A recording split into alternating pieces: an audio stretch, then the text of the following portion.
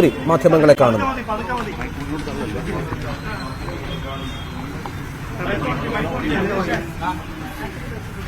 ഇപ്പോഴേ കൂടുതൽ വിവരങ്ങൾ പറയാറായിട്ടില്ല.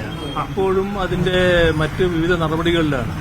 കാരണം ആളുകൾക്ക് കൃത്യമായിട്ട് അവിടെ എത്തിപ്പെടാനുള്ള പ്രയാസം വന്നിട്ടുണ്ട്. എന്നാലും നമ്മുടെ എല്ലാ സന്നാഹങ്ങളും അങ്ങോട്ട് നീങ്ങിക്കൊണ്ടിരിക്കുകയാണ്.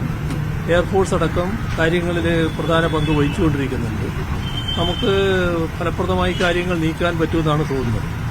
ഇപ്പോൾ ഒരു കൃത്യമായിട്ട് പറയാൻ പറ്റാത്ത അവസ്ഥയാണ്.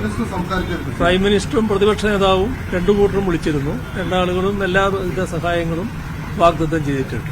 ഇപ്പോ ബന്ധപ്പെട്ട നമ്മുടെ ഇവിടുന്ന് എല്ലാ തരത്തിലും ബന്ധപ്പെട്ടുകൊണ്ട് കാര്യങ്ങൾ നീക്കുന്നുണ്ട്.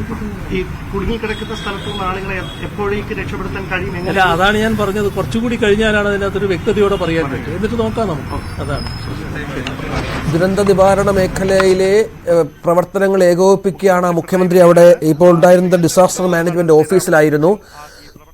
അവിടെ ആ പ്രവർത്തനങ്ങളെ ഏകോപിപ്പിച്ചതിന് ശേഷമാണ് മുഖ്യമന്ത്രി ഇപ്പോൾ മടങ്ങുന്നത് എന്നാണ് മനസ്സിലാകുന്നത്. നമ്മൾ പറഞ്ഞതുപോലെ സമാനതകളില്ലാത്ത ഒരു ദുരന്തമാണ്. കാരണം സർക്കാരിന് പോലും അതിൻ്റെ ഒരു വ്യാപ്തി, ദുരന്ത നിവാരണ ഉദ്യോഗസ്ഥർക്ക് പോലും അതിൻ്റെ ഒരു വ്യാപ്തി വ്യക്തമാകുന്നില്ല. കാരണം അത്രത്തോളം വലിയ ഒരു ദുരന്തം സംഭവിച്ചിരിക്കുന്നു. എത്ര മരണം സംഭവിച്ചു, എത്ര പേർ കുടുങ്ങിക്കിടക്കുന്നുണ്ട് എന്ന കാര്യത്തിലൊക്കെ ഇനിയും ഒരുപാട് കാര്യങ്ങൾ അറിയേണ്ടതുണ്ട്. പരിക്കുകൾ ഒരുപാട് സംഭവിച്ചു. നൂറുകണക്കിന് ആളുകൾ വിവിധ ആശുപത്രികളിൽ ചികിത്സയിലുണ്ട് എന്നുള്ളതാണ് ഏറ്റവും ദയനീയമായ ഒരു കാര്യം. അവരിൽ പലരുടെയും പരിക്ക് ഗുരുതരമാണ് എന്ന വിവരങ്ങളും പുറത്തു വരുന്നുണ്ട്. ഇപ്പോൾ മന്ത്രി എ കെ ശശീന്ദ്രന്റെ ദൃശ്യങ്ങളാണ് കാണുന്നത്. പരിക്കേറ്റവരെ സന്ദർശിക്കാൻ അദ്ദേഹം ആശുപത്രികളിൽ എത്തുന്നുണ്ട്. ആശുപത്രിയിലെത്തി ഈ പരിക്കേറ്റവരെ അദ്ദേഹം സന്ദർശിക്കുന്നുണ്ട്. ഇദ്ദേഹം അടക്കം 5 മന്ത്രിമാരുടെ ഒരു ഏകോപനം ഈ മേഖലയിൽ തൽക്കാലം സാന്നിധ്യമടക്കം ഈ മേഖലയിൽ ഉണ്ടാകുന്നു എന്നുള്ളത് പ്രധാനപ്പെട്ട കാര്യമാണ്.